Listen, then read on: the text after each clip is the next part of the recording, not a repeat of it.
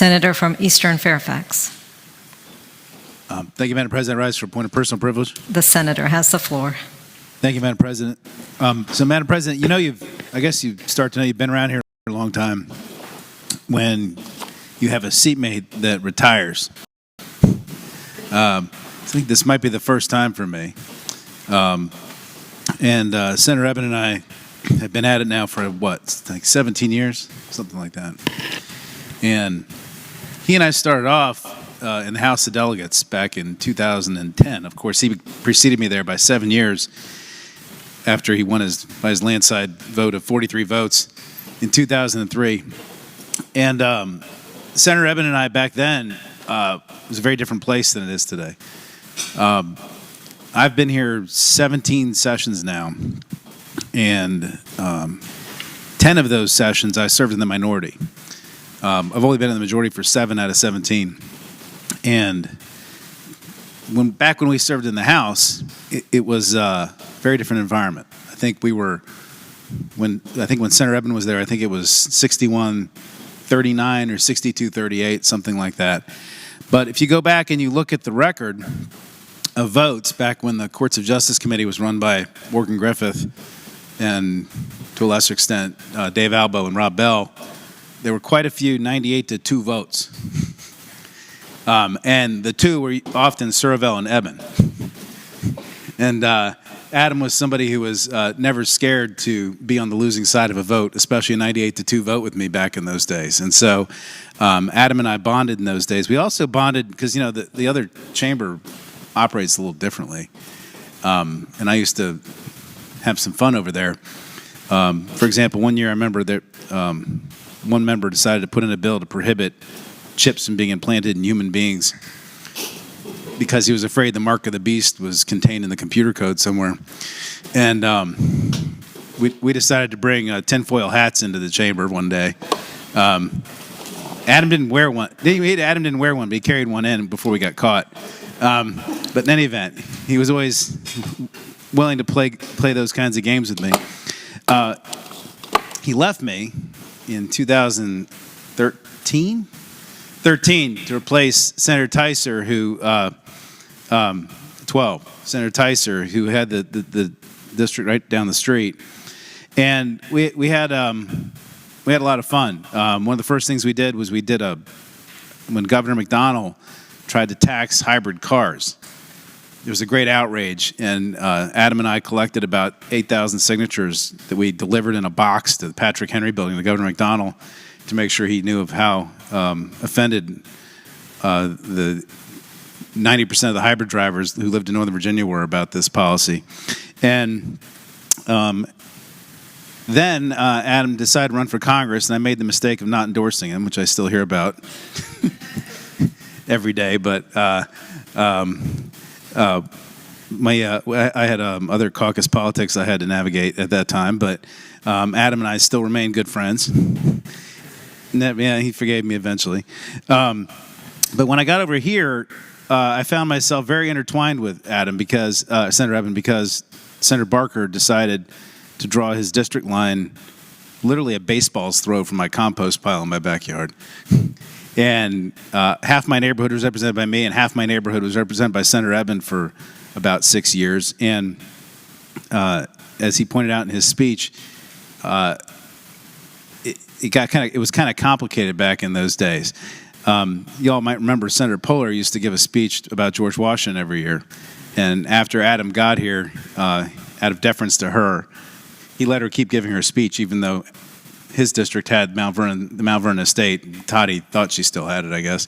But when I got here, Adam stole the speech from the 36th Senate District, and he decided he had to give the Mount Vernon speech every year. And he also decided he was going to carry the bill to make Mount Vernon's whiskey the official whiskey of the state, even though most of the wheat that created it was grown in my district. But in the event, we've had a lot of fun through the years representing a lot of the same people and a lot of the same issues, including one of the things Adam, I think, has never forgiven me about was I live downstream of Alexandria. And Senator Stewart is very aware of all the fun we had over the things that came out of the pipes in Alexandria into the river, which we were talking about a little bit. But the Alexandria sewage problem created a lot of fun. But we solved that problem, had a big ribbon cutting. Alexandria is now very proud of their sewer. But I'll never forget some of the debates we had in Ag, where Adam tried to defend the only 10 million gallons of the sewage is raw sewage. The rest of it's water. And Senator Stewart pointed out that still makes 120 million gallons of raw sewage.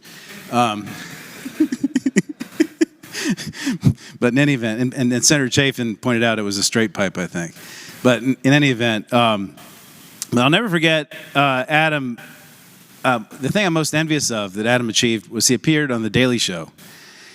And if you all remember, Jon Stewart was very enticed by Senator Ebbin's bill to repeal the state's prohibition on lewd and lascivious cohabitation, which made it illegal for boyfriends and girlfriends to live together. And he ended up putting on screen a picture, which Senator Ebbin texted me earlier today, of Ebbin's sangria cohabitation and donkey washing stand. Did I get that right? Sidewalk donkey washing stand. Because Senator Ebbin was pointing out that he had repealed not only the law prohibiting lewd and lascivious cohabitation, but he made it legal to serve sangria in Virginia, and he had repealed the state statute prohibiting donkey washing on a sidewalk. Oh, that's for me? Okay.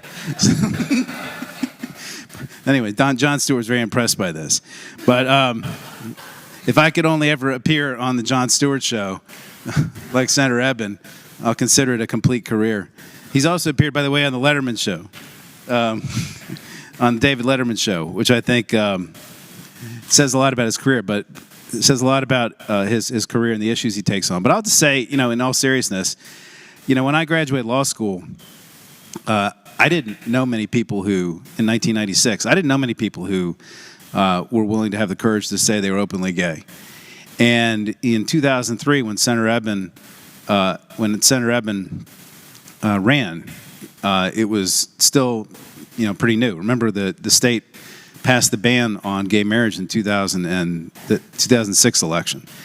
And, it took a lot of courage for him to run for public office in that environment. Today, it seems, pretty commonplace. But back then, it was different. And I'm sure I wasn't here when Senator Ebbin arrived, but I guarantee you that, a